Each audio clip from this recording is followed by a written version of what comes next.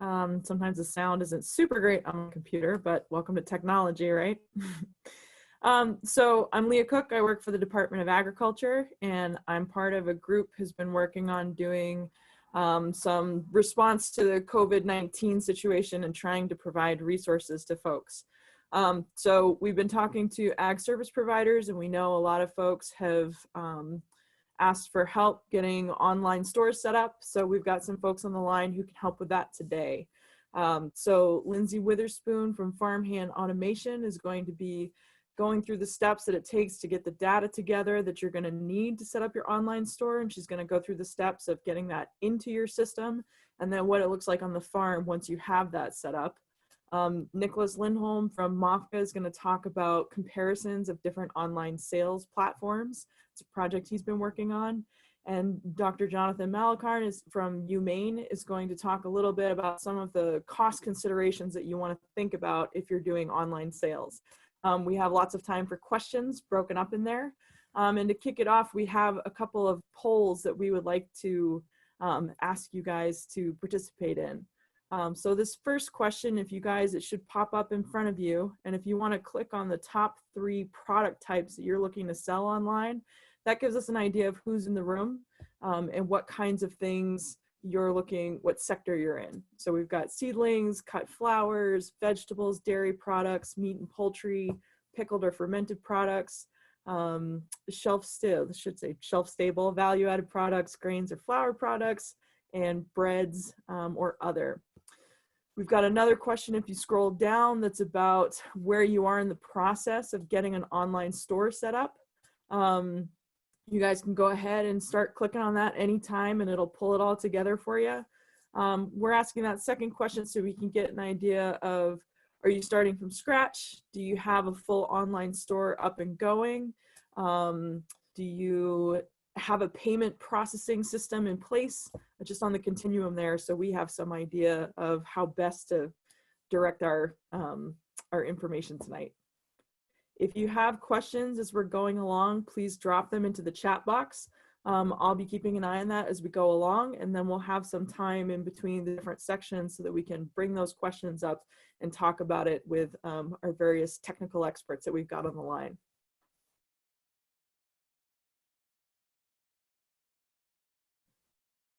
I'm seeing we neglected to put maple syrup and honey on our list. I apologize for that. Feel free to keep dropping that into the chat box and we'll make sure that gets kind of into the head count here.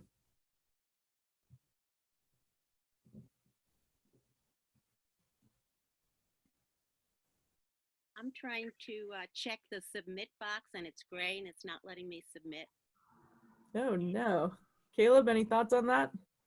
Did you answer both poll questions? I can't get to the second one on my Mac. I've tried to scroll down and it's not scrolling down. That's the only thing I can think of, and unfortunately I don't know how to help you get to that second one. You could someone else has that problem too, I see. You could try to post your responses in the chat for us. I know that's not ideal, but okay. Sorry. No, thanks.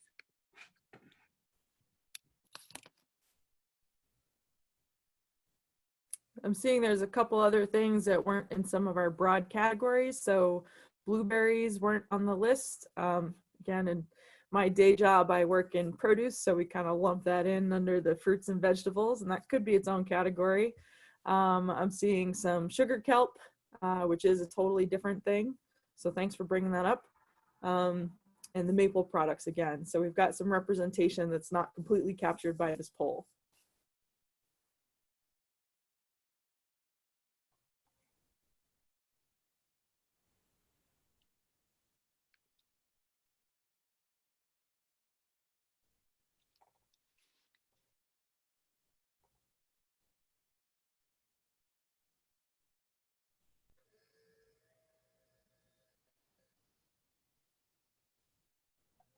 Okay, Caleb, do you want to let this go a little longer? Are you feeling good about it?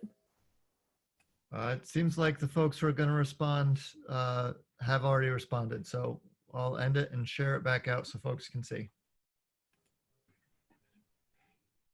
All right, so it looks like most of us are on the call. For their main categories of what they're looking to sell online, we're looking at fruits and vegetables, which can include berries as well. We've got shelf-stable value-added products, which could cover all kinds of good stuff. We have seedlings and live plants. I know a lot of us have been in conversation about that. And then a lot of other that's showing up in the chat box there. But there's lots of other things, and obviously on these online platforms can apply to almost any product that you're talking about. There may be some different shipping considerations that we would think about there, or tax setups. As far as the second question, where we are in the process of getting an online store up and going. So it looks like most of us on the call have a website and a social media presence, but don't have an online store yet. That's great. This will be a good session, I think. We have folks who already have a card reader or method to process payments. That's also great. And what else do we get? And then we've got some folks who don't have any ways to process payments online, and some folks who are starting from scratch is sort of where most of us land. So if you have any questions, regardless of where you're at in this process, again, drop them in that chat box, and we'll make sure that we can cover that basic information when we take some of those breaks if it's not answered by the presentation. All right, so anybody who wants information and resources from this afterwards, go ahead and drop your email in that chat box, and you can do it to us privately if you don't want to share it with everybody. But if you do want some of this, we are preparing to send this stuff back out to you guys so you'll have it all at once. All right, and on that note, I'm going to turn it over to Lindsay, and Lindsay is going to take us through our on-ramp to online sales. Thanks, everybody. Thank you for setting this up. This is great. Hello to everyone out there. Let me figure out how to share my screen with you.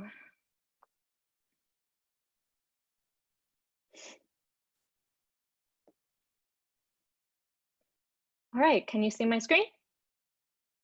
Yes, great, thank you. I'm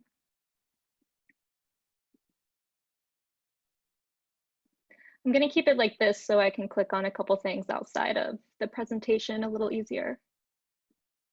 But to get started, just so you know who I am, my partner and I started a startup, robotic startup down in Biddeford called Farmhand Automation.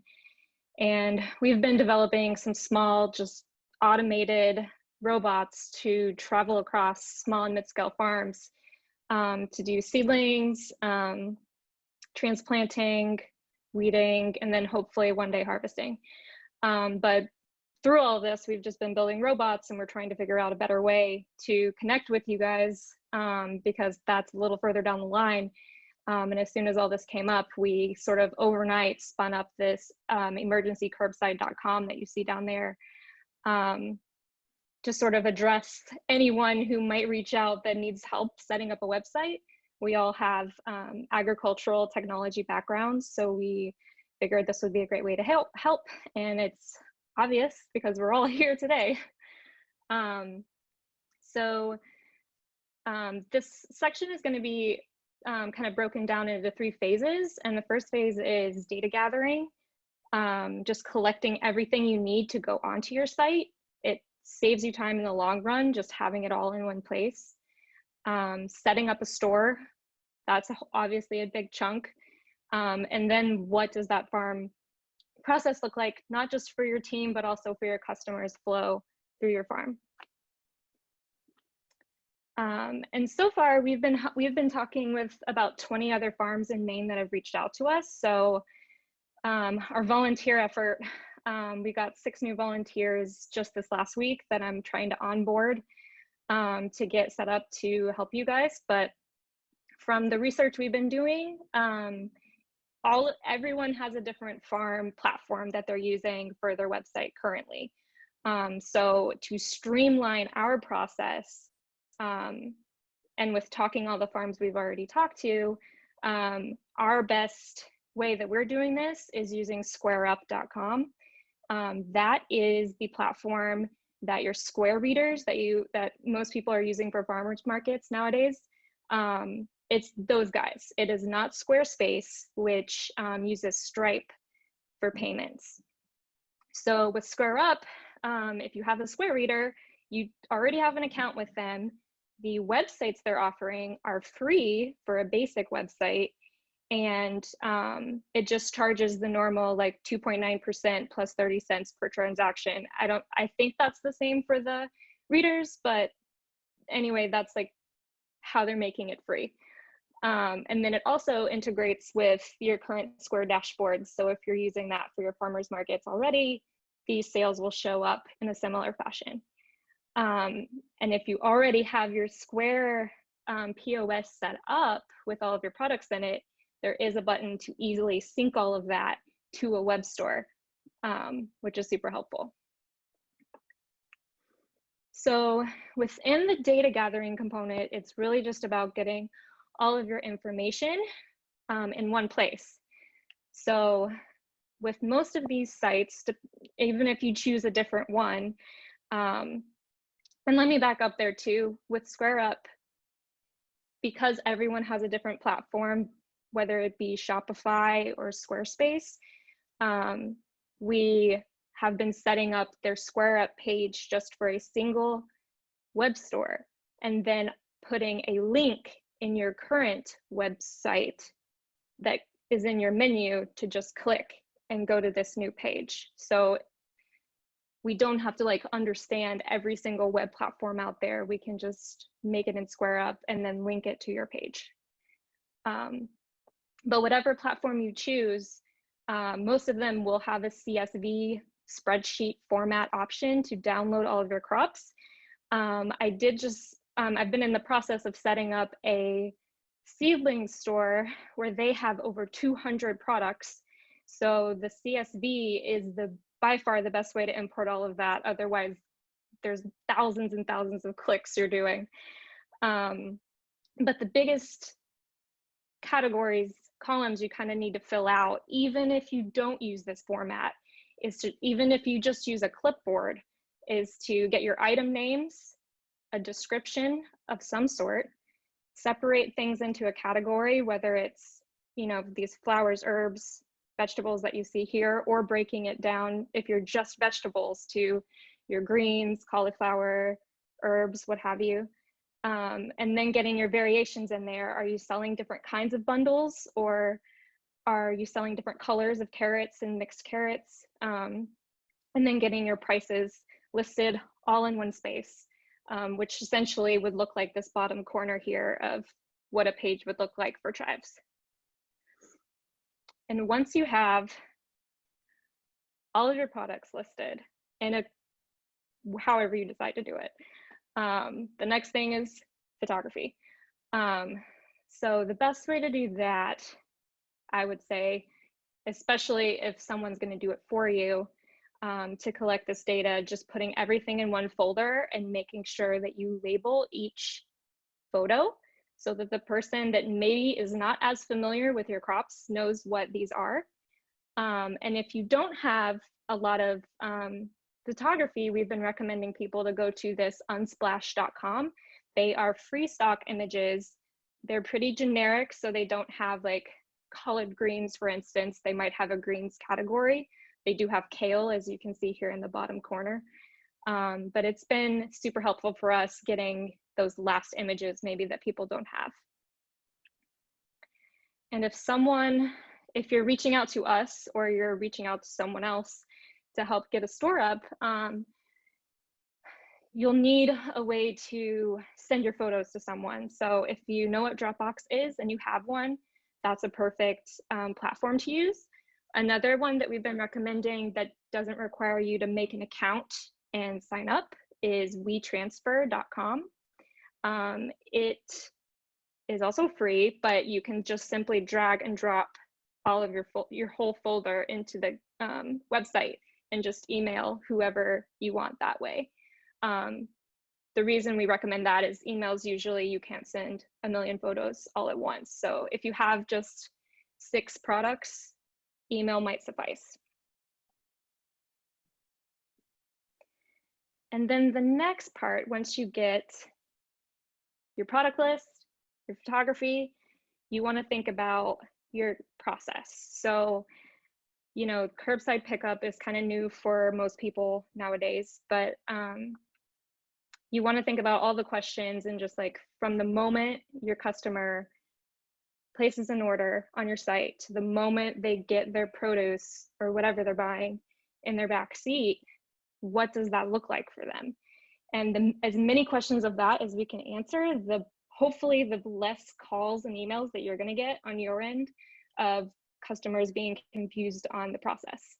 So I will be sending Lee this set of questions I put together here that we've kind of been, this is kind of a collection of all the people that I've talked to, sort of the best ideas, but having like a web store order information of things that are helpful for the customer to know before they place their order, like order minimums or when your store is open or how long it's taking you to get these orders together. Letting them know, like having a message box so people can hand you or like tell you if they're open to substitutions or not. Our grocery store in town has been doing that and it's been successful. And then having a process shown to your customers of, okay, I placed my order, now what do I do? And making sure your location is super easy to find. Even, you know, maybe you have animals around and you want people to drive slowly or do something special or watch out for something. This is a great place to put that. If you want them to stay in their car, just sort of how that whole process looks, where they park, etc. And then sort of the frequently asked questions where maybe they don't necessarily fit in those other two branches, more ordery type questions if you're doing shipping, or what if you can't meet your minimum requirement? Like maybe you should join in with your friends or your family and make a bigger order. So just keeping a place on your website for something like this, because these questions are for sure going to happen. So that's my first part, Lee, if you want to open it back up to questions now. Sure. So we figured we'd pause after this preparation portion of it and see if there's questions about that right now. Feel free to unmute yourself if you want to do it verbally. We're happy to listen and see your smiling face, or drop it in the chat box. Either way is fine.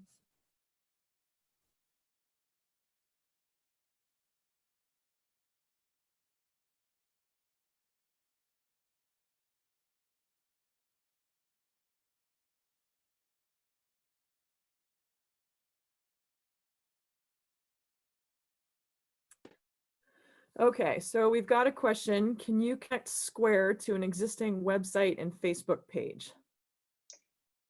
So yes, that's how we've been doing it. A lot of our farms that we've worked with have had Squarespace. So we have just been adding a menu button in their current menu already that says shop. And when they click shop, it comes over to the Square page. It's kind of a seamless transition. If we're doing it, we try to follow like your current branding and colors so that it feels like a smooth transition and doesn't feel like a rogue site. Great. To answer one of the questions, yes, we will be getting the PowerPoint and sharing it, right, Lindsay? Yes. We have another question. How do you handle items that require a sales tax?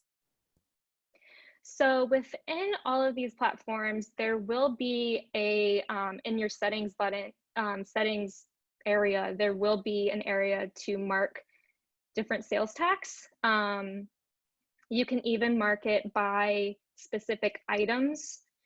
So if you're selling flowers and vegetables and then some things that you've made, you can set whatever needs to be taxed individually through those categories.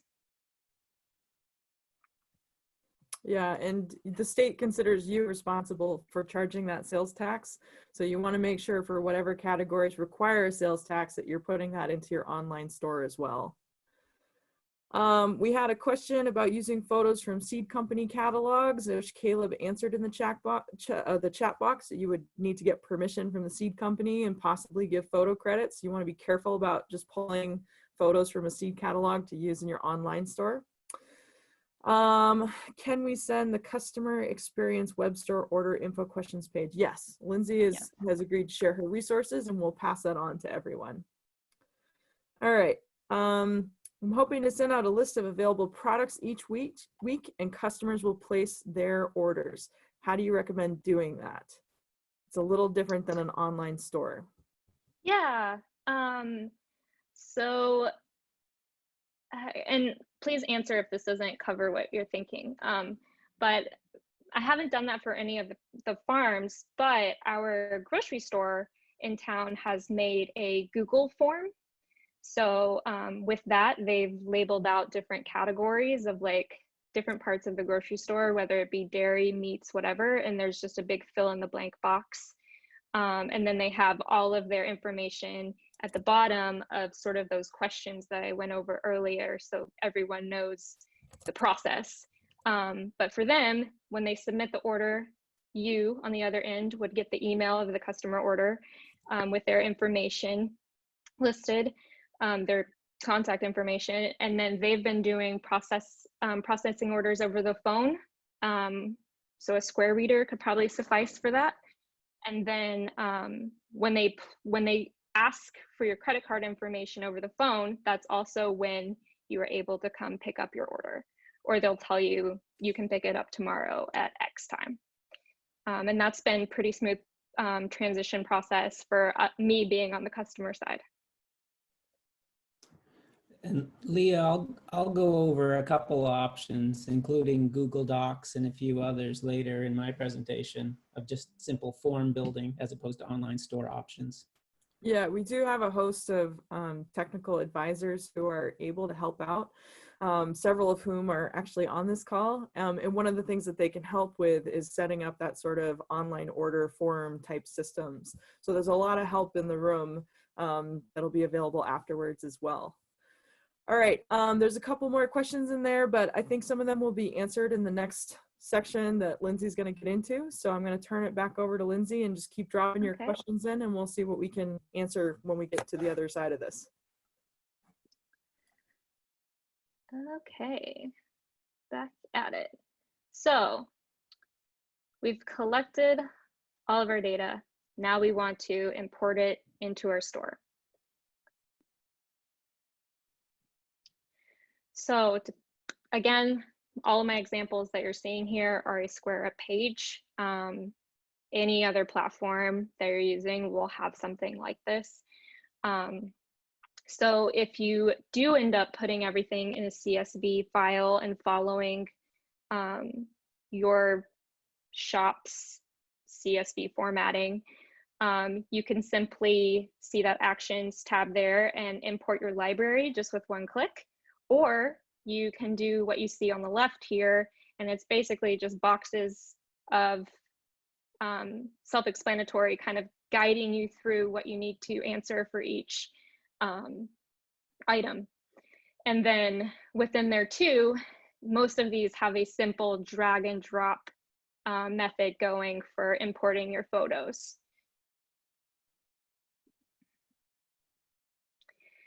And most of these also, you can import your inventory. I know that's kind of tricky with farms.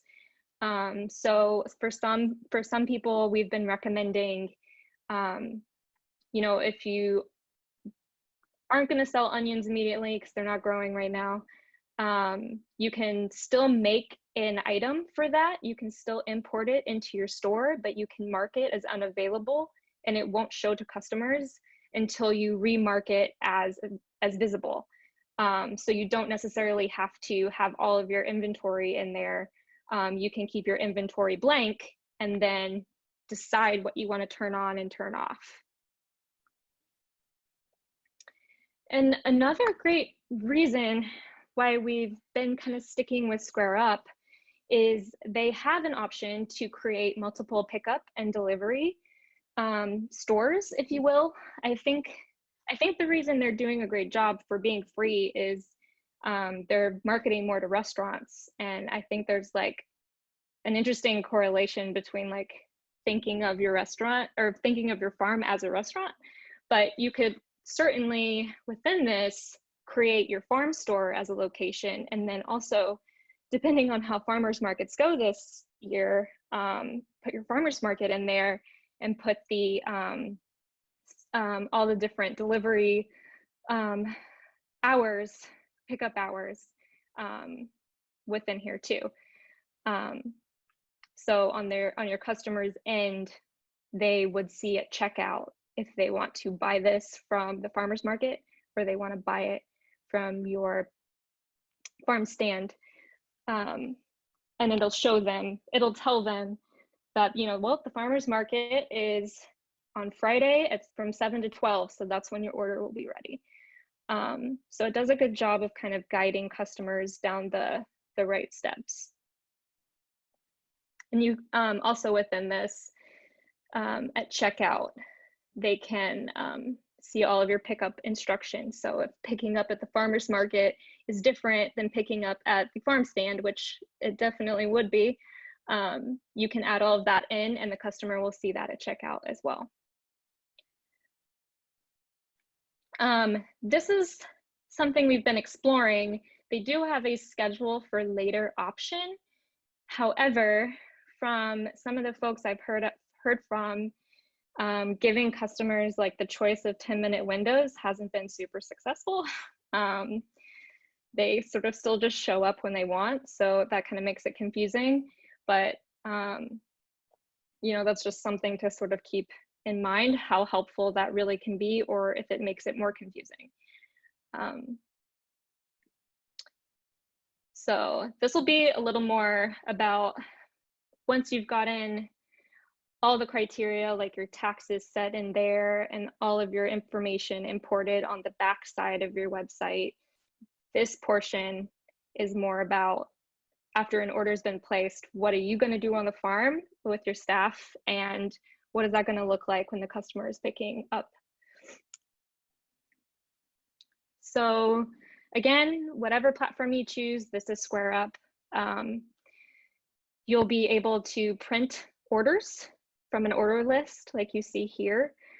An order list that you could print might look something like this. This is SquareUp's order form. You know, if you decided to do different pickup locations, if you printed all of these order forms out to kind of match up with customer orders, you can separate these out by their pickup locations, separate them out by when they're coming, and then separate them by last name, you know, if you wanted to. But then also making sure you're highlighting some of those things that might get missed, like different quantities or variation colors, etc. And then kind of thinking about, once you've gotten your orders, where are all these going to be sitting, so that when customers come, you can sort of easily grab these things and put them in their car. Are they separated by the time slots they're coming? Are they separated by last names? And where can you store those within your farm where things aren't going to get hot or ruined? I think a thing to sort of consider is maybe putting an order minimum on your store too. If you are concerned about getting a lot of $5 or $10 orders through your website, that is a possibility. It might be better to have a $25 order minimum or something.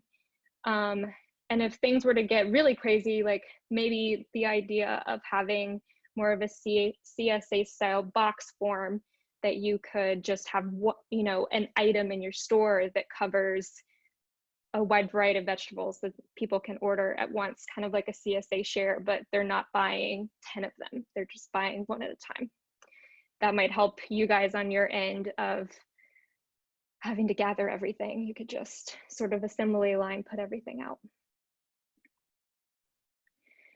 And a big suggestion after you've kind of figured all that out is definitely doing a trial run. So if you do create a store and you don't do it through us, like make sure that someone has tested it for you before you get customers going to it. So maybe making a test item that's $0 so you can go through the whole store process as a customer, or have someone that didn't make your store do that so they can follow the steps and see if it's easy to navigate. And then also doing that on your physical end of where are the orders being placed, like maybe have somebody pull up their car and like practice just making sure the flow works with somebody leaving, and then seeing how that feels and maybe adjusting where you're placing things or what kind of staff you think you might need. And then just a couple of other thoughts and ideas that have kind of spawned from talking to other farms is, you know, SNAP benefits. How can we also protect those people from not having to interact or sending emails? Maybe you want them to go through your online store. You could create a coupon code for 100% discount, and you know, that will be labeled on your order form so that you can, when those people come, use whatever, I think you guys have a different card reader for that. But just being able to kind of include other people into the flow. And then if you need some help, you know, some extra help, maybe putting a donations item on your page within your store. Square Up offers a tip section. Our grocery store has ended up doing that just to help out with staff needs. And then knowing that this is also an option of how to run your store, of being able to click one of these buttons that turn your store on and off so that customers can still view your store like you see to the right. They can't necessarily buy anything, but that can kind of help you catch up, and then you can turn your store back on and let your customers know. So some people are managing their stores that way, of having, you know, Thursday to Sunday, they keep their store open, and then their pickup orders are actually on Tuesday. So that kind of helps them sort of distribute their flow a little easier. And then just to remember that this is all new for everybody. On the customer end too, we're all having to follow different kind of guidelines like you see on the left. So any of these questions that we can kind of answer through the process for the customer will hopefully reduce your amount of time that you spend with emailing and phone calls. And that brings it back to questions. Okay, who's got questions?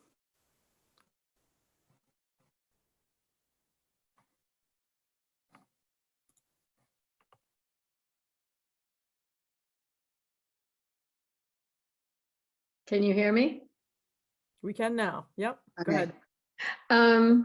I currently use the Farmigo platform, and I have started activating the Farmigo store, but I'm having a lot of trouble with old school people that do not want to enter electronic checks. And I just wonder what the crossover options are. Right now, it means that I can't inventory anything on the Farmigo store because they can't pay with, they don't want to pay with an electronic check, so they want to just do their order, email me, and then give me a check, which kind of just bypasses the ease of the whole thing.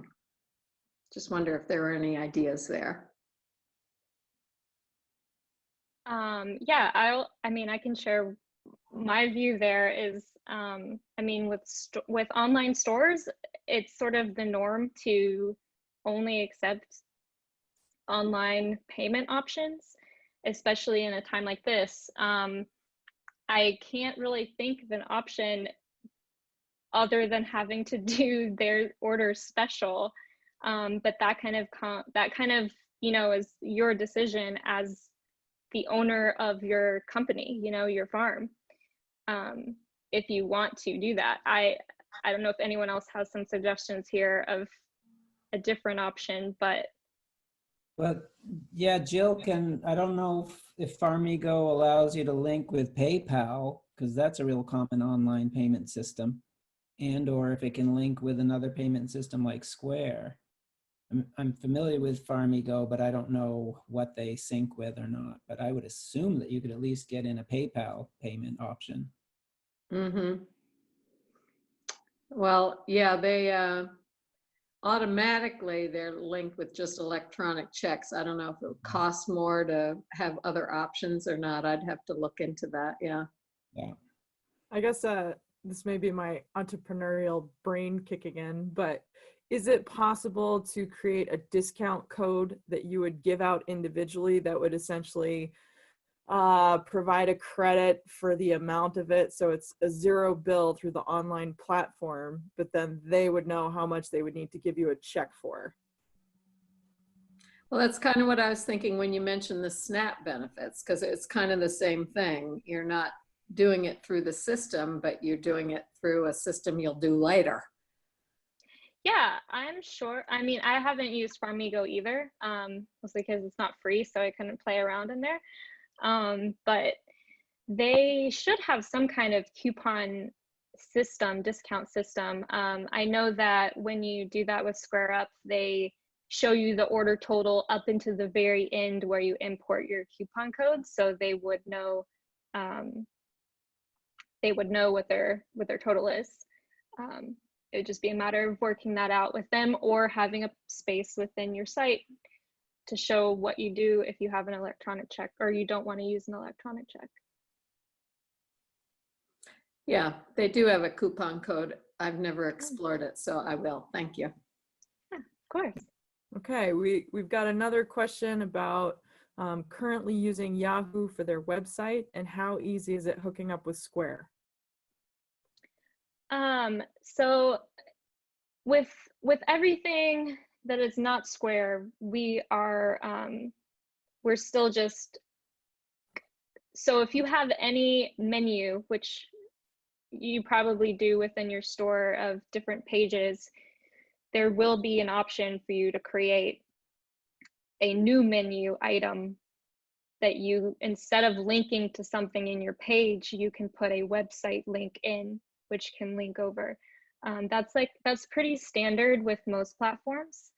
So I haven't personally explored Yahoo, but I feel like it would be pretty similar to other platforms. Okay, we've got a question about selling at the same farmer's market multiple days a week.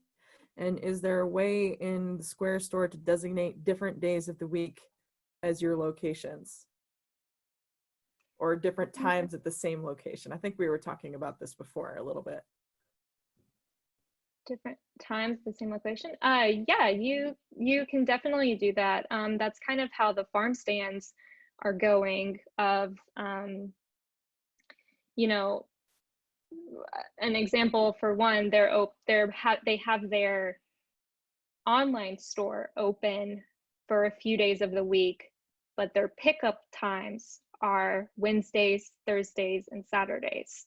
So from the customer end, they can choose which one of those they want, or you can do you can set prep times. So if you don't want somebody on Wednesday to make an order and then expect that their order is going to be there that day, you can set prep times. So you can say, oh, I want at least 2 days after somebody's placed an order for me to get it ready for them to pick it up. So you can set that kind of thing in there too, so you don't get crazy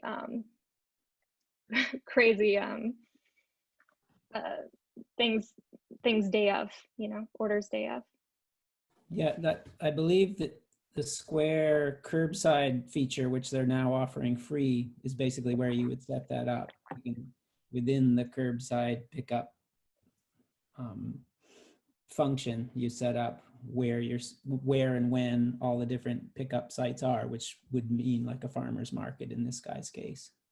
Mm-hmm. And so you could have location pickups for your Friday and Saturday farmers market as separate locations, and pickup times is, I think, where the question is getting at. Yeah, exactly. Yes. You create a title for this pickup. It could be the same site, but it would be the different time. Yeah. Okay, do we have more questions for Lindsay right now about some of those prep steps, getting it online, what some of the options are when you're setting it up in your store, and then what it looks like on the farm?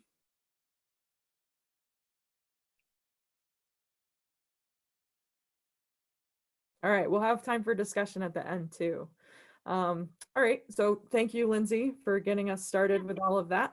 I'm going to turn it over to Nicholas now to talk about different online store platforms. He's been working on this for a little bit. So Nicholas, all yours. Okay, thanks. Thanks, Lindsay. I'm going to try and find sharing. The first thing I'm just going to share is the whittled down document. I've been doing quite a lot of research over the past 2 to 3 weeks as the marketing and business specialist for MOFGA, specifically on this topic of kind of vetting all the online sales platforms, just trying to become familiar with them.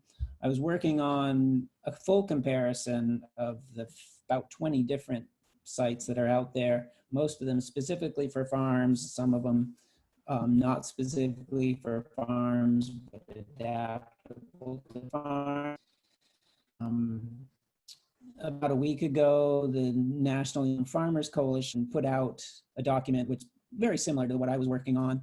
And so I put aside most of what I'd done so as not to be redundant to what they did, but realized actually what they were really missing was what you see before you now, the document I finally came out with, the MOFGA came out with, which is really the low cost, kind of the quick and the easy and the low cost options for farmers to get something online.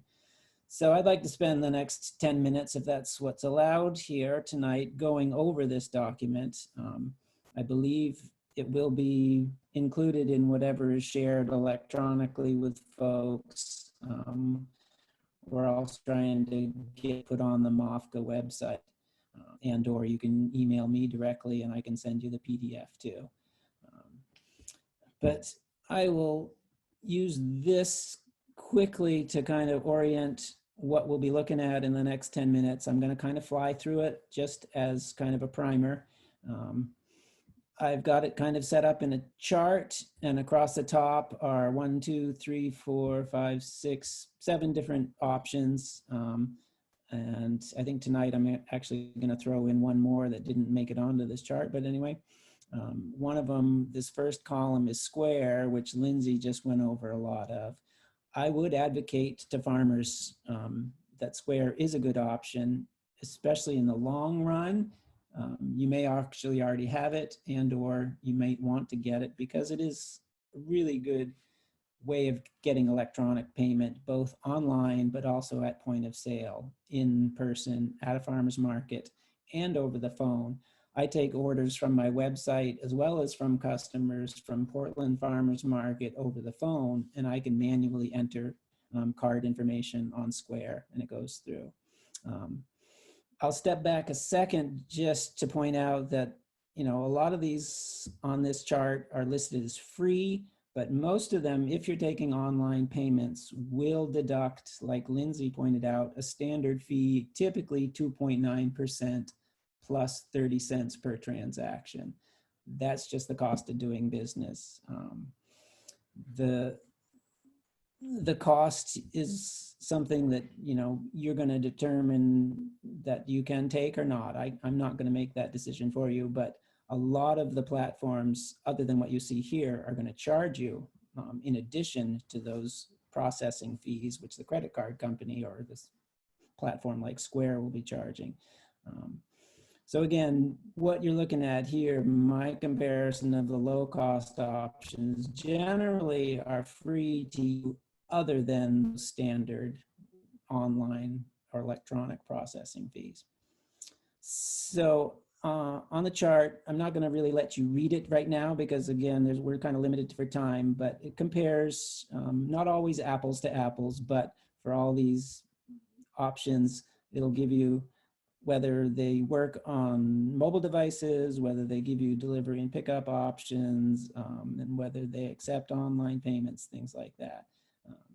I will now just jump to my screenshots of basically all these, if I can get it to come up.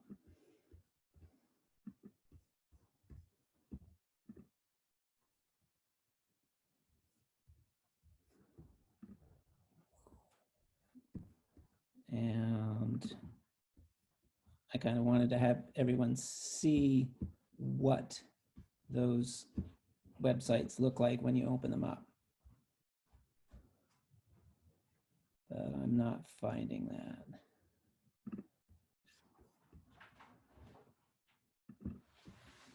Oh, there we go. Is that being shared now? No, you're not sharing your screen at the moment. Okay, just give me a quick second and see if I can.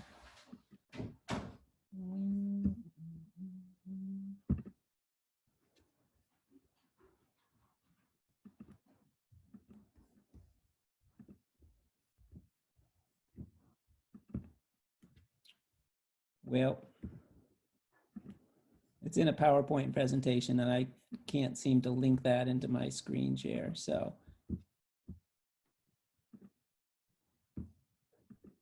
We're going to just go back to this and I will kind of run down. If everyone can see my cursor going down.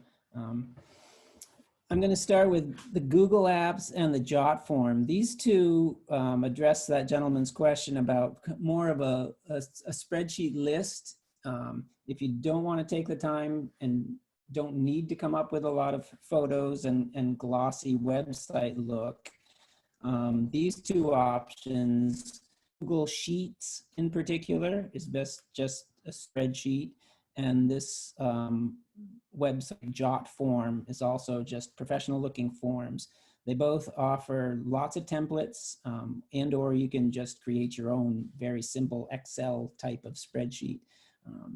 Google Apps is really common across all industry and offices and everything. It's just a very versatile form building, order forms, and or product list type of spreadsheet. It's easily shared, readily shared, very useful for email marketing. So if you create your spreadsheet of all your products, you can even include times when you want people to pick up and prices, and people can then even put in, okay, I'm going to be picking up at this time, this is my order, and it can all be done on email. And it's totally free. One of the disadvantages of Google Apps is that I don't see that you can tie into any kind of online payment system. You basically would have to take your orders and even schedule everything, but there's no way to actually integrate payment. There's also no way of online electronically syncing with other types of record keeping and or order management or inventory. You'd have to be doing that manually. It does integrate with some of the programs that might be on your computer now, but again, it doesn't really integrate with other stuff online. Jot forms, in contrast, does allow you, though, at a more expensive rate. At the free rate, Jot forms has, some pretty strict restrictions, so you may not fit into the free use of it. Its one advantage over Google Apps is that you can receive and get integrated with online payments.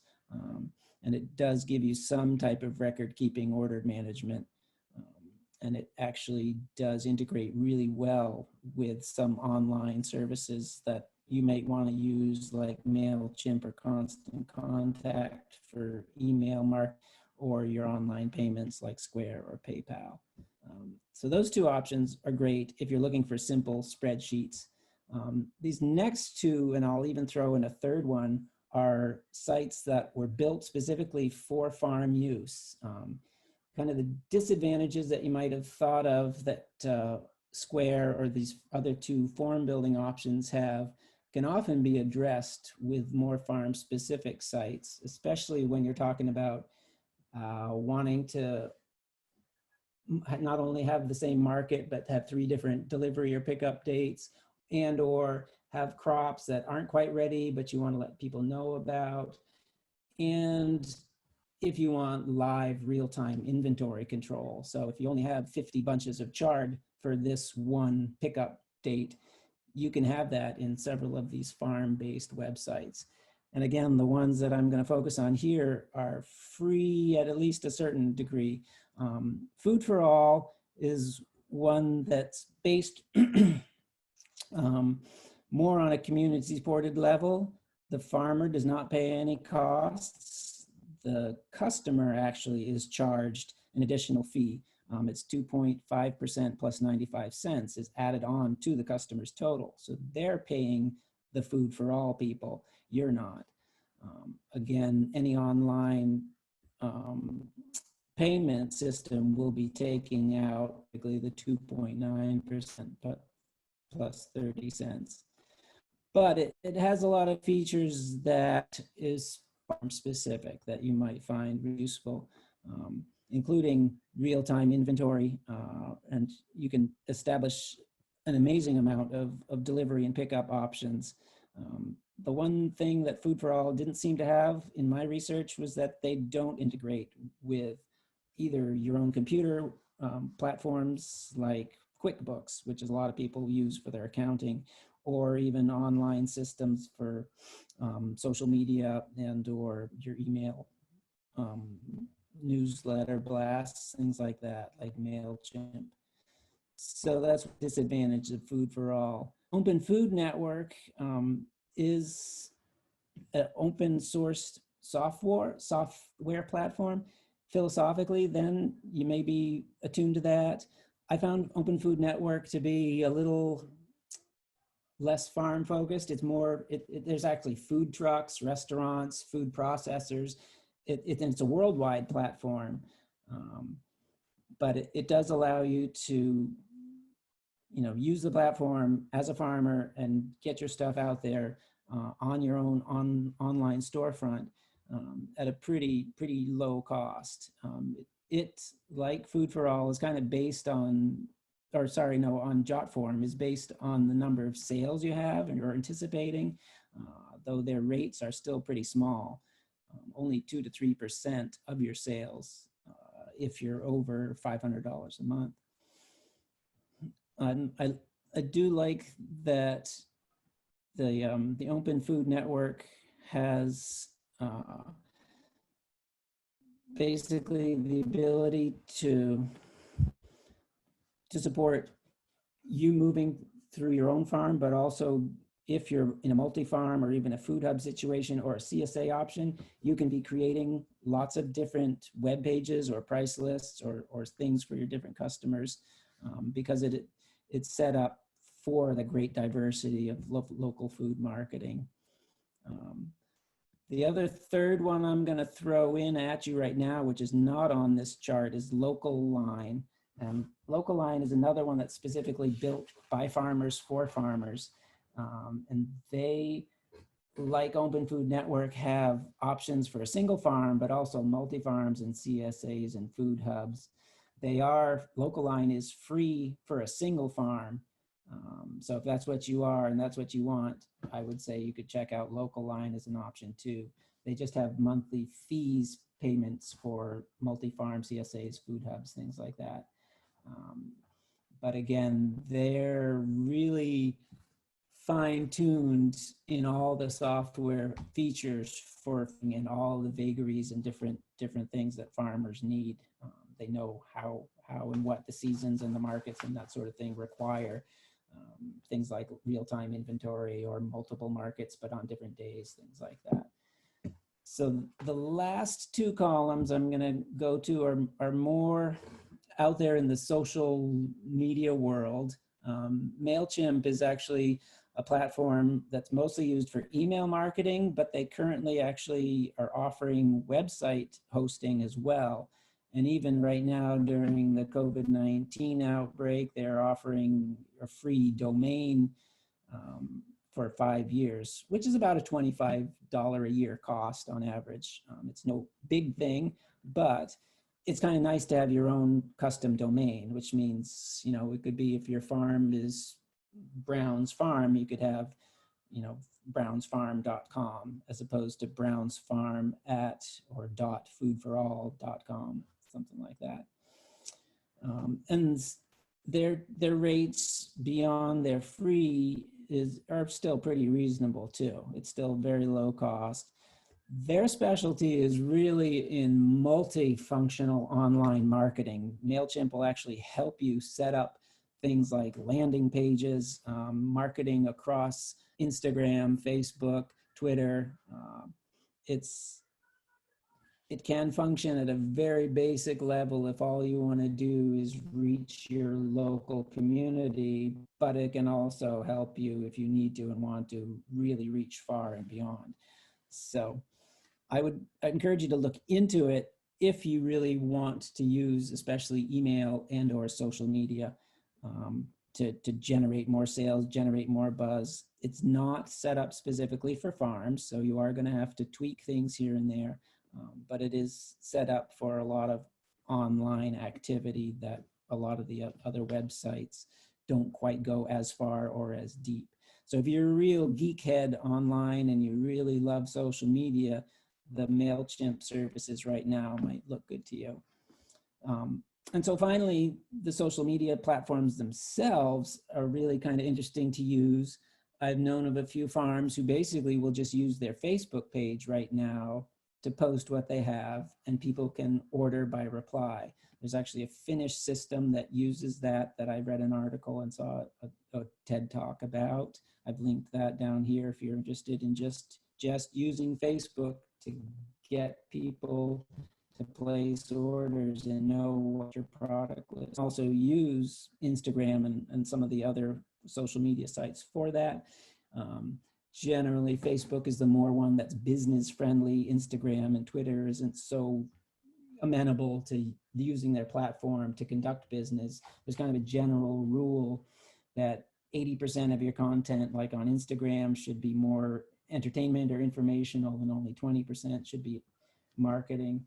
I would advise you to consider that, but most of us who are farmers already use those two or use all of these social media platforms in ways that enhance our business. It's just a half step further to use them to actually conduct business.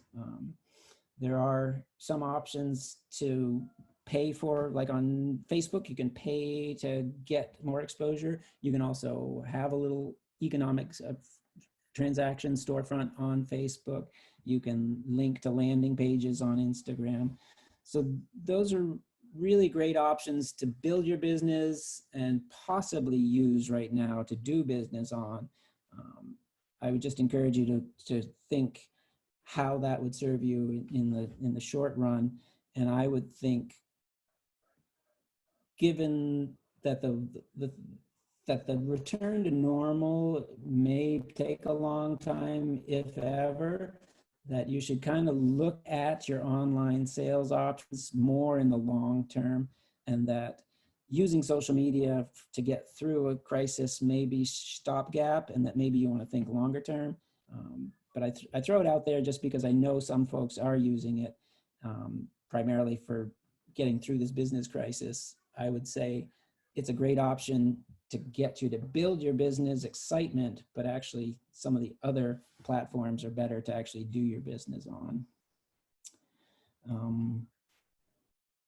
With that, I think I'll just open it back up to questions. There are a lot of options there. There are probably, like I said, another 15, especially farm-specific websites. Most of them are more expensive. And so what I've focused on in this document and presentation are low cost and quick to set up options. Thanks, Nicholas.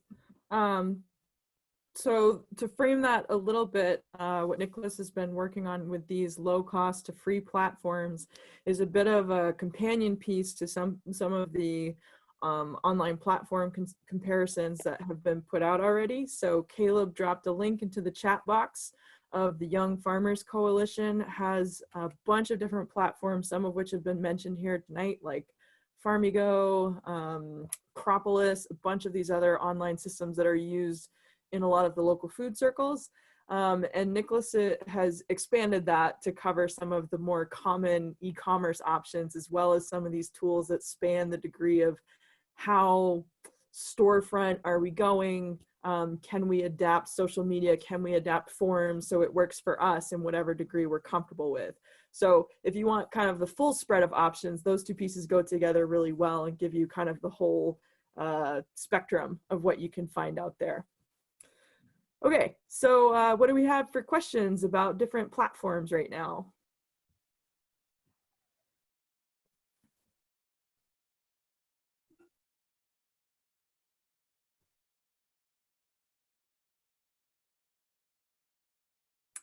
WooCommerce, question mark. Someone who knows more about that than me can talk about WooCommerce.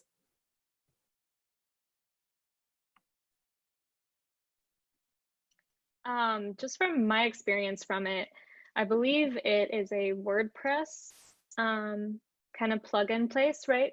And WordPress is not the most user-friendly on the back end of, I think any of the ones that were just shown by Nicholas are far more user-friendly for you or for whoever is setting up your site. So I would err away from there. Lindsay just nailed it perfectly. We use WooCommerce ourselves. Once I have it learned, it is awesome and it is extremely powerful. But boy, getting it learned, there's just a lot of work and there was an awful lot of technical support I needed. So you're right on, Lindsay. Great, thanks for that.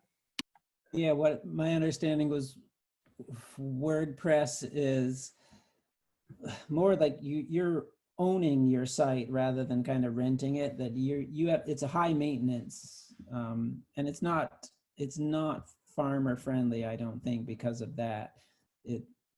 It's set up to be really more of a platform for commerce of a different nature. It was probably just the quickest and easiest way to say than what we're looking to do as farmers and getting food out.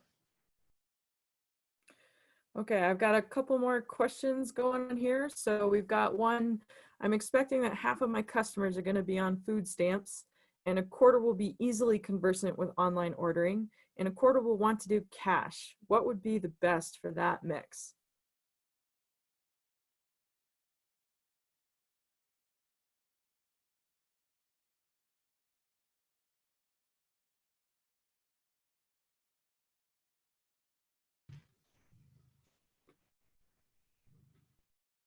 So just to frame this question a little bit, if we were to talk about an online ordering platform and then talk about the processing payments, if we split those two out, what would some of our tech folks recommend in that situation? Where we've got SNAP and EBT benefits that are gonna have to go through the reader at some point. And we have folks that will wanna do cash. Can they set up, what would be the best option for the online ordering and what would be the best option to process payments virtually prior to them getting to the farm or the farmer's market?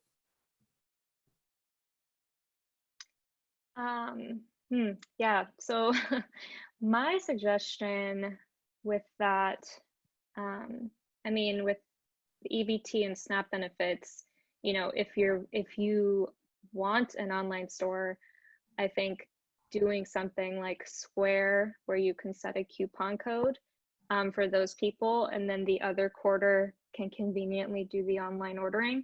That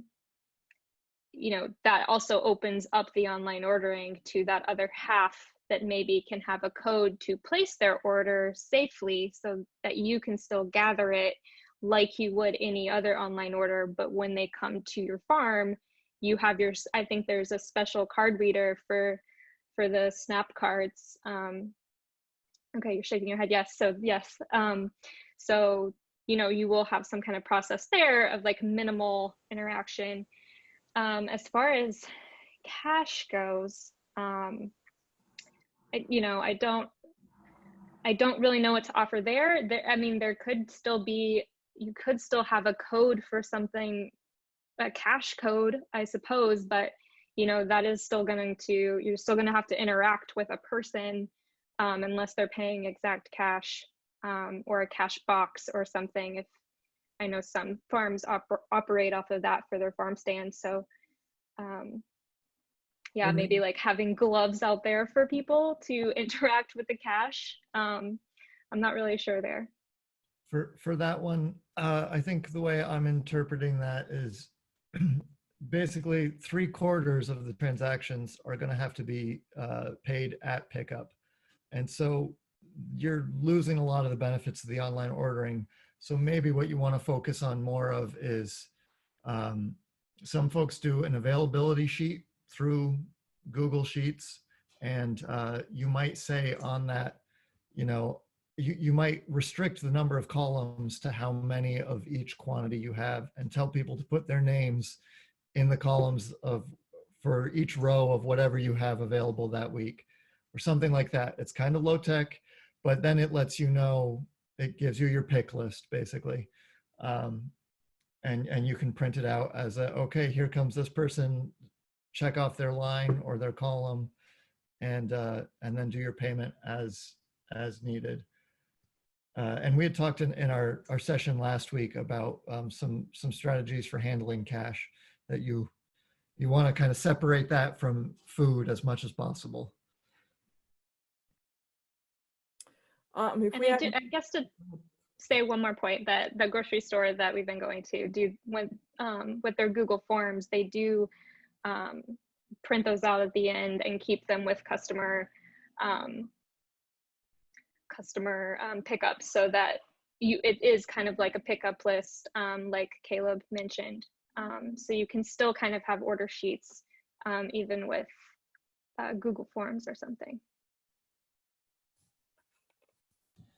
I just had to dig back through a lot of my notes.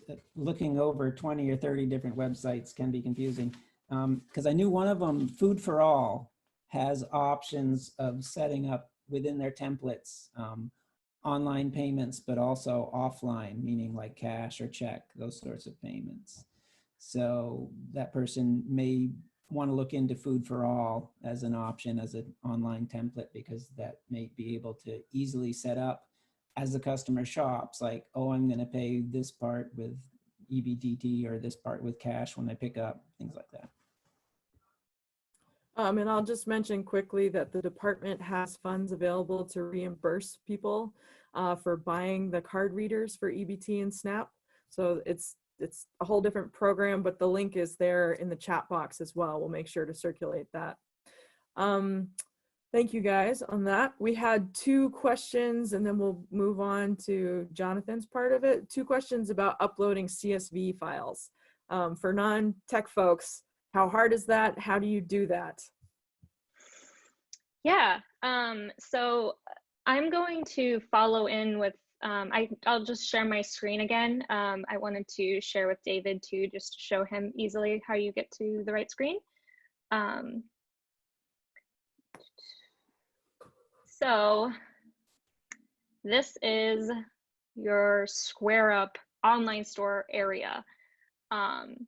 So what I was telling David privately was Weebly was just bought by Square. So if you make the Square Up online store option available for you, you will see your browser change between Weebly and Square. It's just because they've integrated together, Square purchased them. So it does make it a little tricky to find the CSV part. So right now my browser is in Weebly, but if I go to my menu here and click Home, now the banner at the top has changed to dark, and the dark is now back to Square Up. So if there's a dark banner, you're on Square. If you're on a light banner, you're on Weebly. But if you go to your items here within Square, if you already have items, you can click Actions and then Export Library, and it will export a CSV file for you. And the reason you want to, if you have items in your library already that you want to keep, you always want to export your library and click the modify one, because if you don't, it is going to delete all of your items that were previously in there. But if you open the file that was just put on my computer, this is their CSV. So when we share that thing, I will show you again those items, the columns that you need to fill in, which are item name, description, category, and then price and variation. This might look a little tricky with not having anything really filled in, but again, if you go back to the slide deck,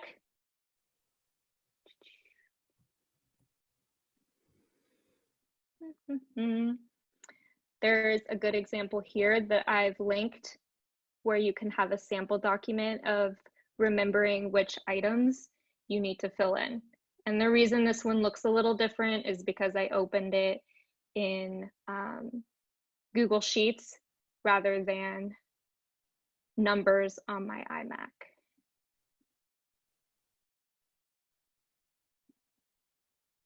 David, let me know if that answered your question or if you find it.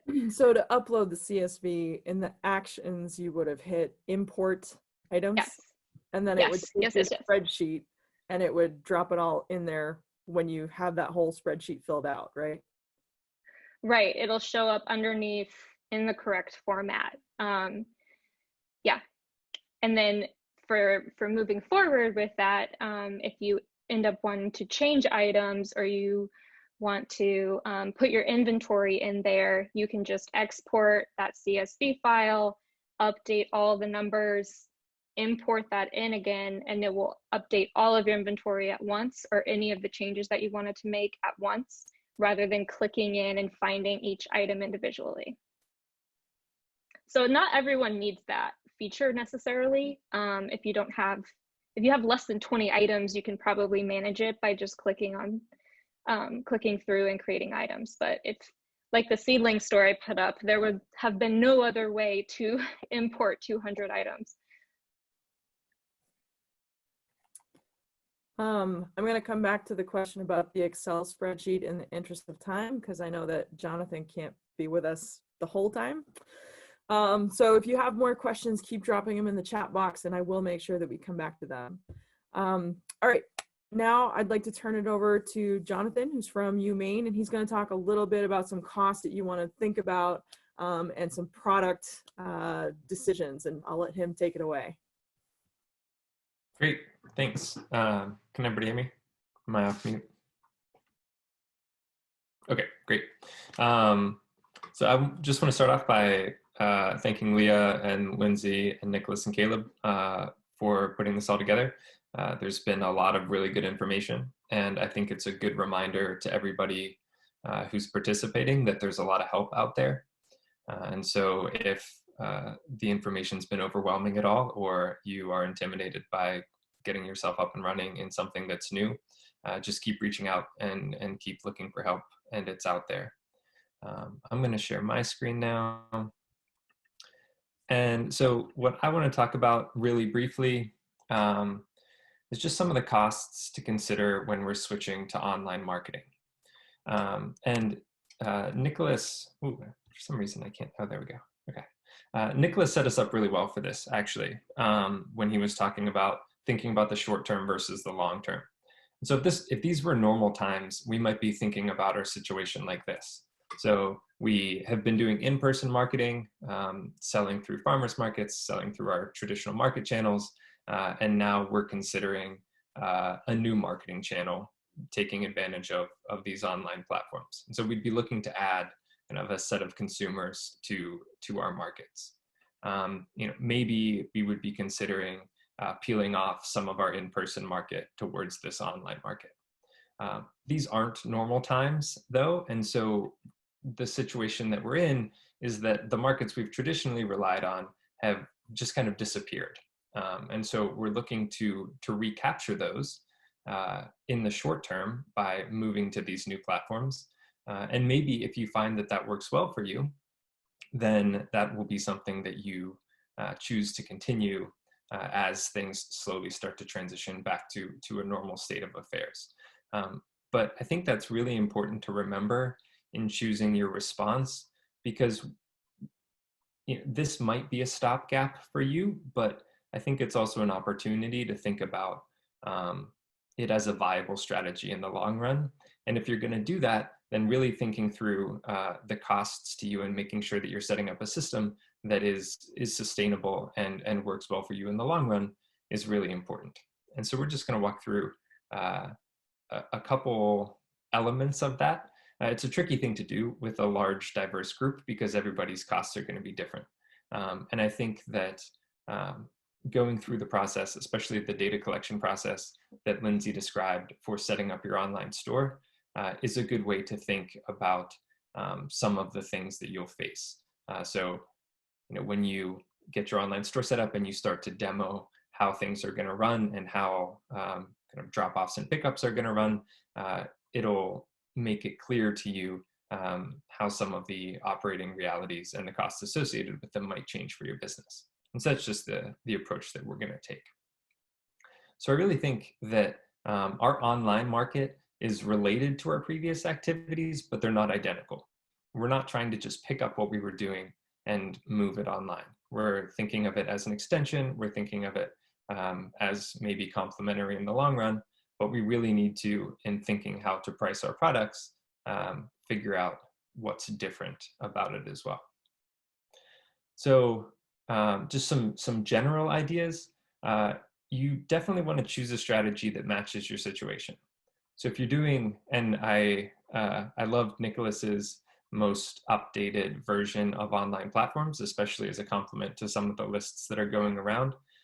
Because if you're doing a pretty low volume, you really don't want to be paying a high monthly fee for access to a platform. And this goes really well with Lindsay's suggestions as well. Another thing that I'd point out is that you don't have to do everything alone. And so if you are a smaller operation, if you're a more specialized operation that maybe does 1 or 2 products, I'd encourage you to remember that you're part of a community, that there are other operations that might be in a similar place, and you may be able to collaborate either in creating a sales platform, or if you're considering drop-offs or deliveries with other operations in your area, and share some of the costs that are associated with that.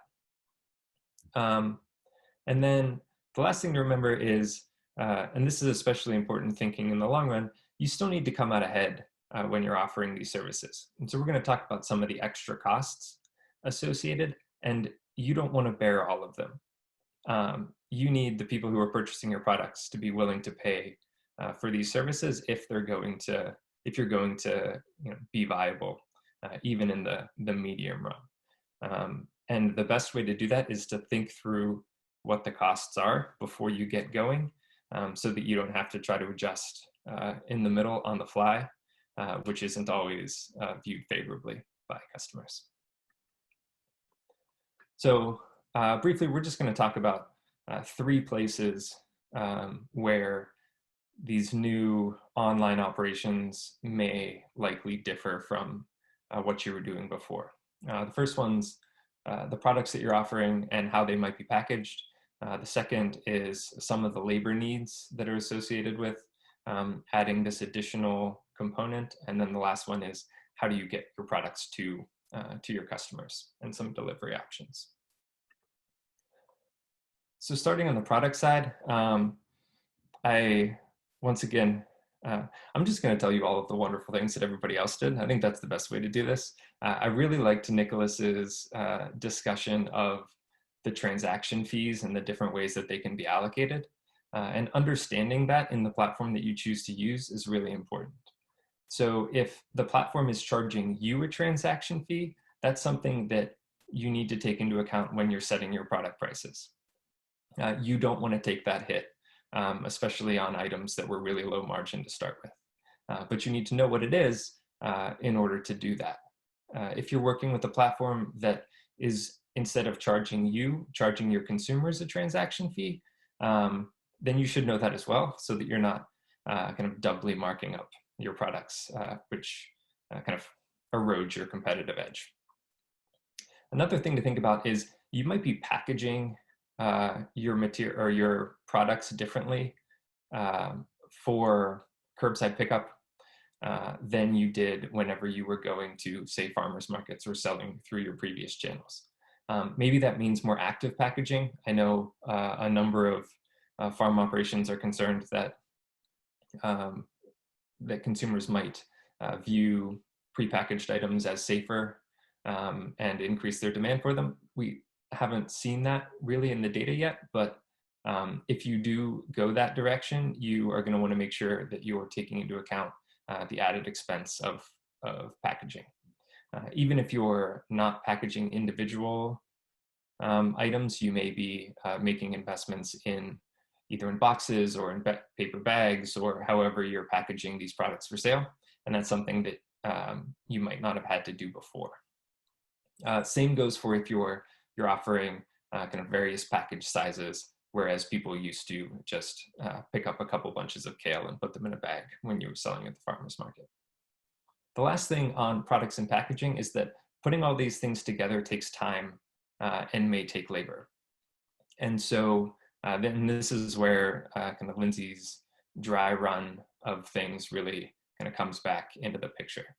You're going to need to get a good estimate, and especially as if things go really well and kind of demand exceeds your expectations, what your labor needs are going to be, and figure out how to manage that and take that into account when you're pricing your new products.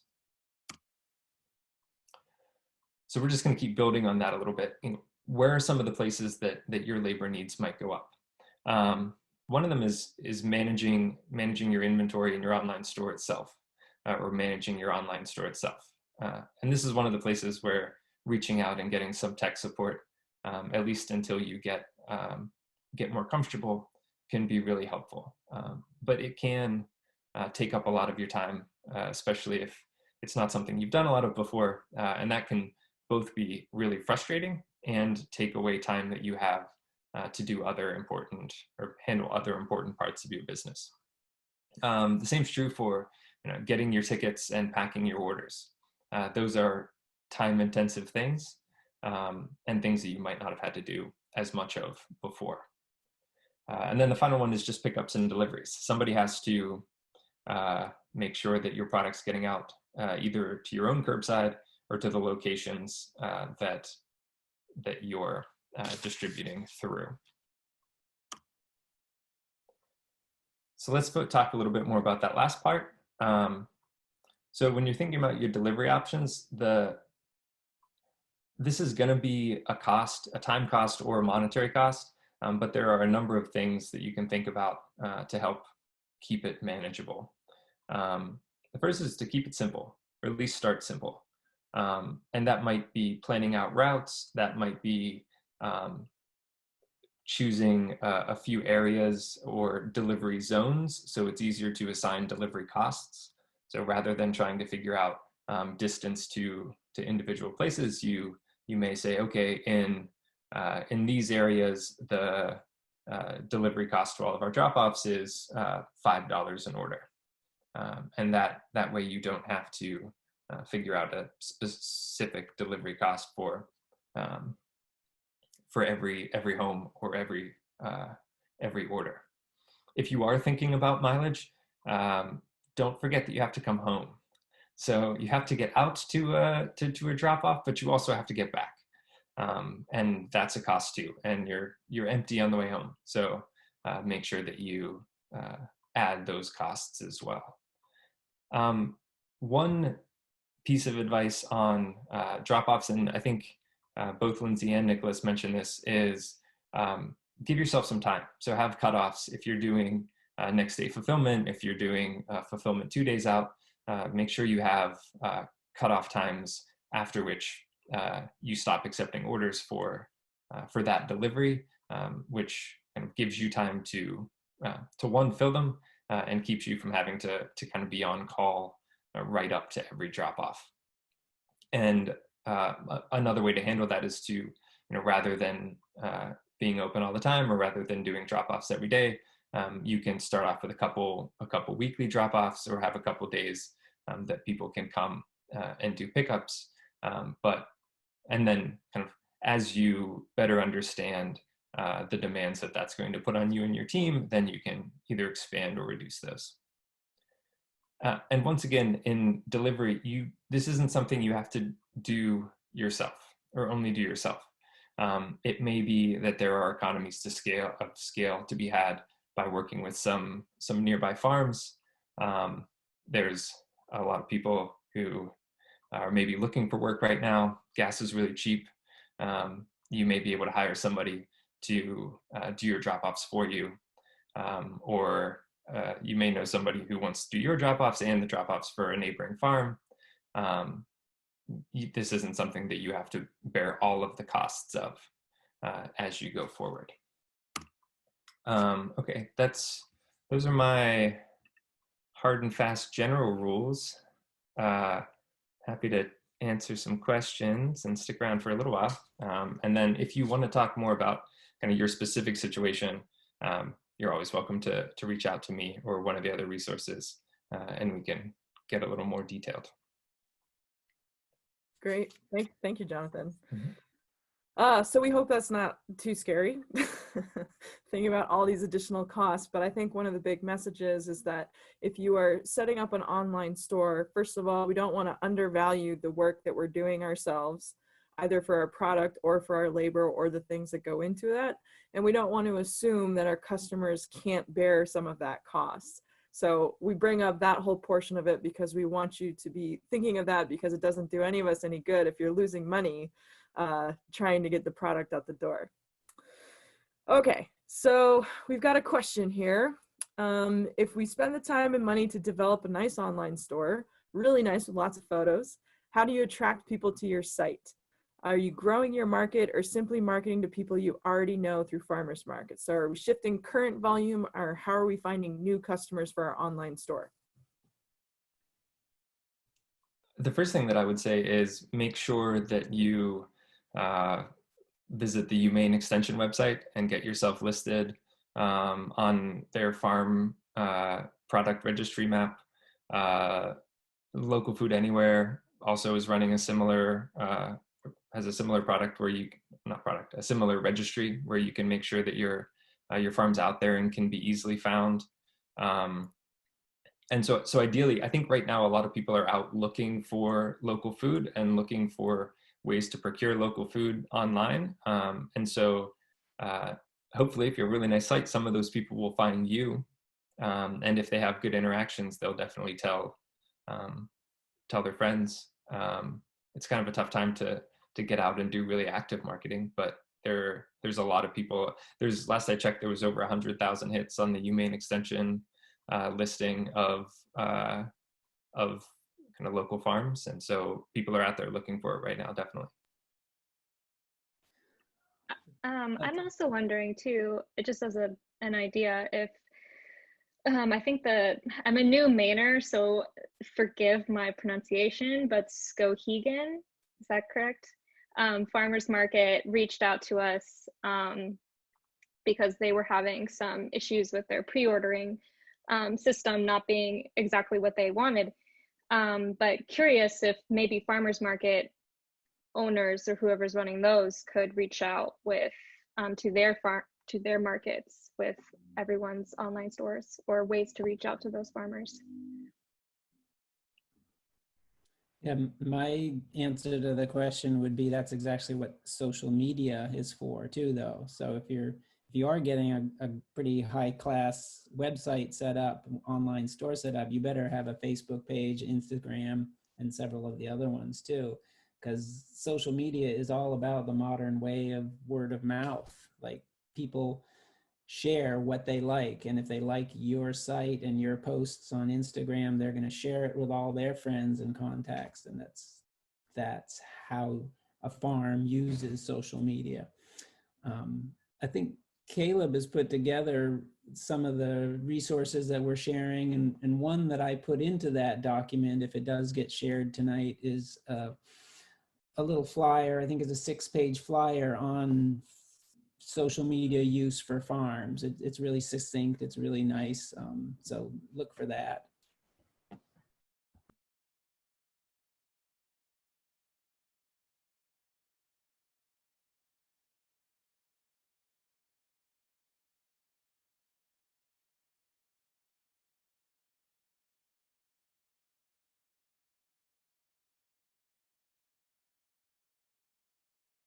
Leah, we can't hear you.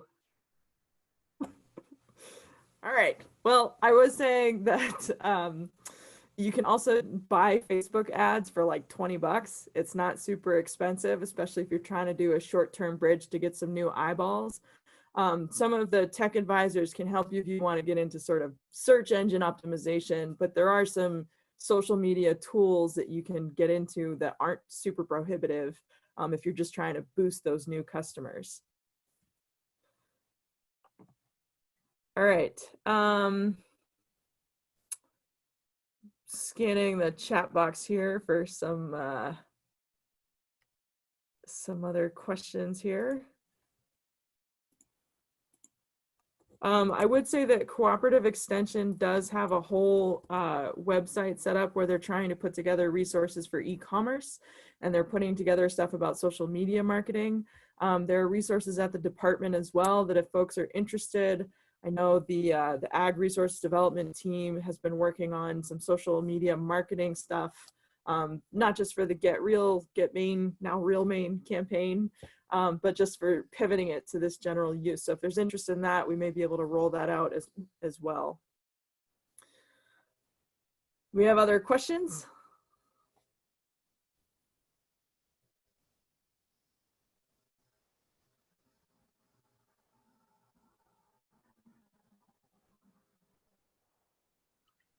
This has been really informative. I've taken lots of notes and I've got a lot of homework ahead of me. So thank you, everybody. This has been great. Well worth the time spent. Yay! It's always a sign of success.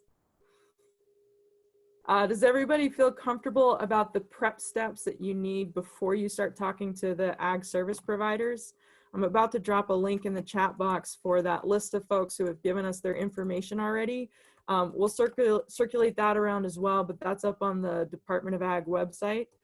But the more you can do to get set up with your preparation work, the easier it's going to be for them to help you if you're trying to get set up either from scratch or trying to build a store to go with your social media presence.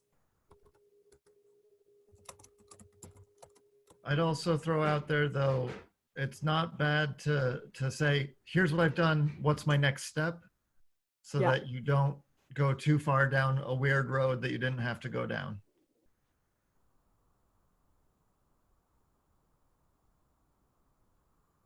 Yeah, there's a good point in the chat box as well that it's not necessary for maybe every single one of us to set up a store for our one thing that we're doing or the couple of things that we're doing.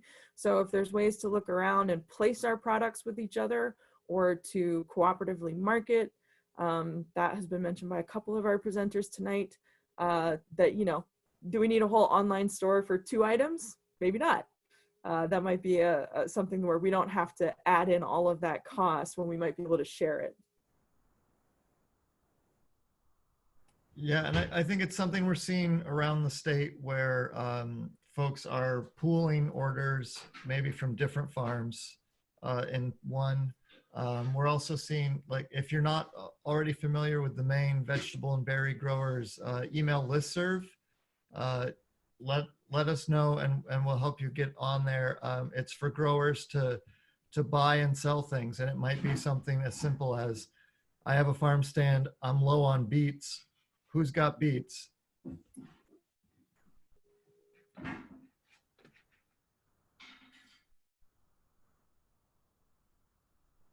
One thing I hope everybody has kind of taken from this is that you can use your schedule to your best advantage. It's something that you can control for the most part, especially when we don't know if we're going to have too few customers or we're going to just be swarmed with customers. That's something we've been talking a lot with the seedling folks, with the spring sales coming up. And that's something that has been reinforced here. The more that you can communicate that ahead of time about what to expect and what your expectations are, that's part of Lindsay's point, the better we can build in what you actually want to see on your farm. So I think a lot of times when we have online ordering, we have a bit of this expectation of, I'm going to click checkout and then I'm going to go get it immediately. And that's not something that you have to provide. Just like you don't have to list every single product that you make on your farm, you don't have to put all of that on your store, you know, because we don't know that someone is actually going to go buy that one jar that you have of the one thing. So as you're going into this, just feel free to make it work for you. And any of these advisors who have stepped up to give us their information to share with everyone can help you navigate that and think about this. Some of the folks who are on that list can help with marketing campaigns. So doing that marketing through social media, doing email campaigns. So how do you build that list? And then do a regular email with your availability sheet, because that may be a way to automate things so you're not doing as much hustling for every single sale. There are folks who can help with inventory. There are folks who can help with, how do I manage a live inventory?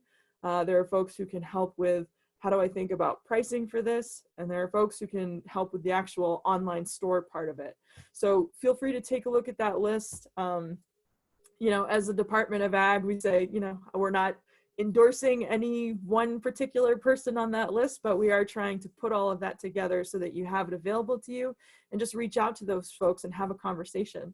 And hopefully you can find someone that matches your needs, so that you can get the help that you need in the short term while planning for what's going to work for your business in the mid to long term.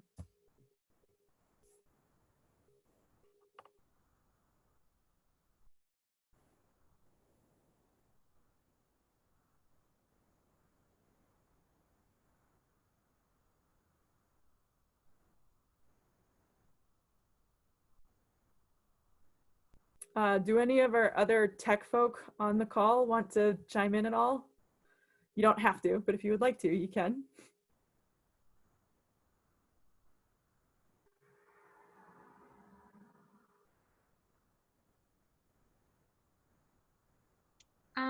I can just quickly let you guys know sort of how our process works if you end up reaching out to us. We are listed on the list that we put together. And our website is emergencycurbside.com. But we essentially reach out to you, get you set up with a volunteer. It could be me, because I'm managing those people too. But we listen to all the things that you want in your store, kind of go through a little list there, help you get your inventory set up, and then we create the store for you, and then give you instructions on how to do everything after we sort of do the handoff back to you.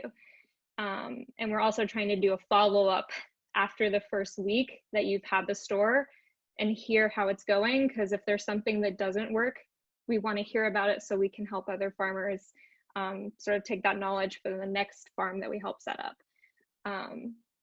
So right now, you know, we've got, I think we have 4 that we're working on currently that are brand new just of yesterday, but we're doing just a first come, first serve. So we're reaching out within 24 to 48 hours, but then it's taking about 2 weeks to get a site fully up and running.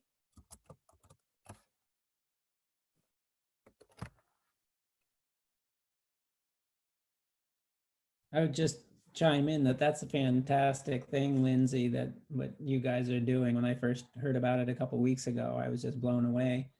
I spent a lot of time and a lot of money designing and putting up a website 4 years ago. And going back to my point of kind of taking a long-term look at it 4 years into it, and it's been an amazing asset for me during this COVID-19 outbreak now too. We've, in the past 4 weeks, sold out basically now of our year's inventory of frozen blueberries from our website. And it had also just made the facilitation of access to local, you know, communicating as well as taking payments, as well as scheduling, just having that track record helped me make the transition a lot quicker. And you know, I can't predict the future like anybody else, but I don't think things are going to go back to normal in a long time, if ever. So getting yourself positioned online, I think, is going to be advantageous even in a local food marketplace. Yeah, and I think, sorry. Well, I was just Um, going to say, even if things do go back to normal, a lot of our customers are getting this taste of this is in some ways very convenient. So customers might get pretty accustomed to it.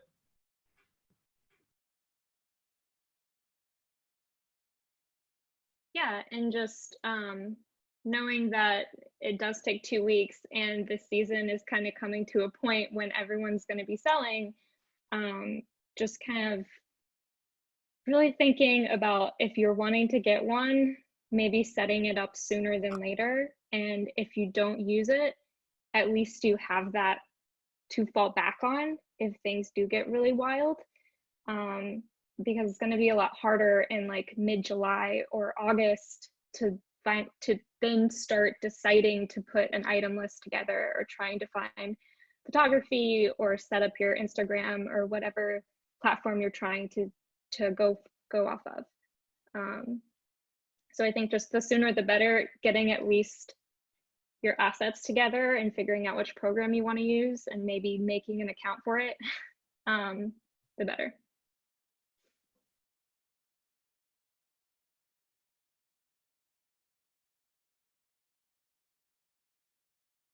Chime in a second? Yep, go for it. So this is just a plug for me. I am the internet farmer, internet-farmer.com. I live in Lewiston, Maine, and I just launched an e-commerce coaching business, and then this happened. So anyway, I just wanted to offer my my services to people, and I don't work with a specific system. I'm a problem solver, so I'm really all about just conversations and helping you move to the next step, whatever that is. That's all. Jeremy is on our list that we shared. Jeremy also has experience with buying clubs and buying club software. He built buying club software. So I'm not plugging Jeremy, but just sharing that's a realm of experience that's included on the sheet that you'll see.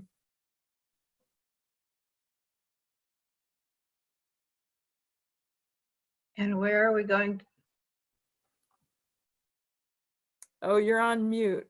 Oh, there we go. What was that? Where are we going to get this, you said this sheet? I don't know that, how is that going to be transmitted to us? So I did drop it into the chat. I'll drop it in right now, so it'll be the thing at the very bottom. But how do we access the chat once we're done? I mean, it's just. Yeah, so we're gonna send around an email with the resources. We're scheduling that for tomorrow. This sheet is also on the Department of Ag's COVID-19 page. So you should be able to find it by going right to our website and scrolling down, and it'll be there. But yeah, we're gonna be circulating that pretty widely to the other ag service providers as well. So the networks like MOFGA and CEI and Slow Money Maine and Maine Farmland Trust, that whole community is interested in this resource. And if we have more people who step forward who want their information added to it, we're going to update that so that it'll be a live document, so that everybody can hopefully connect to the resources that they need. Thank you. And if you'd like to save the chat for right now, if you look in the chat window, near the bottom on the right-hand side, there's a little square with 3 dots. In there is a save chat option, and it'll save it as a text file on your computer.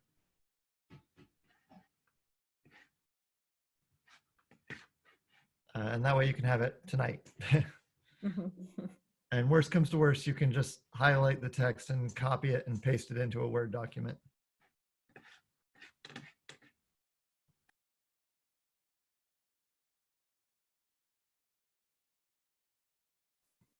Okay, do we have any other questions while we're hanging out together?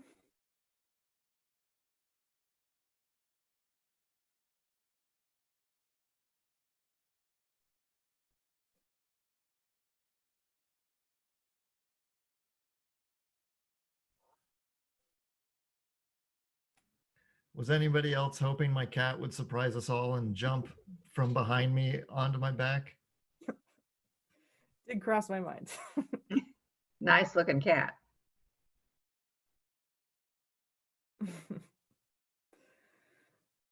All right, well, if you guys have questions about this after we end the session tonight, feel free to reach out to any of us.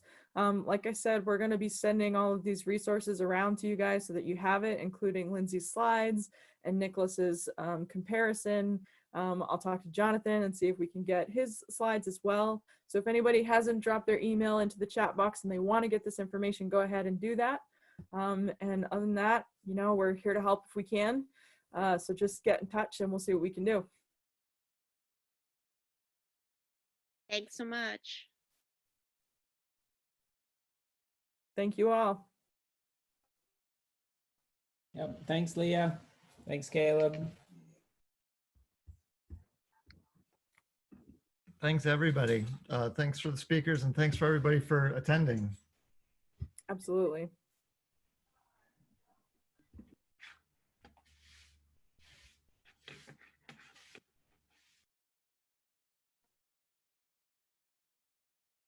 Bye now. Bye.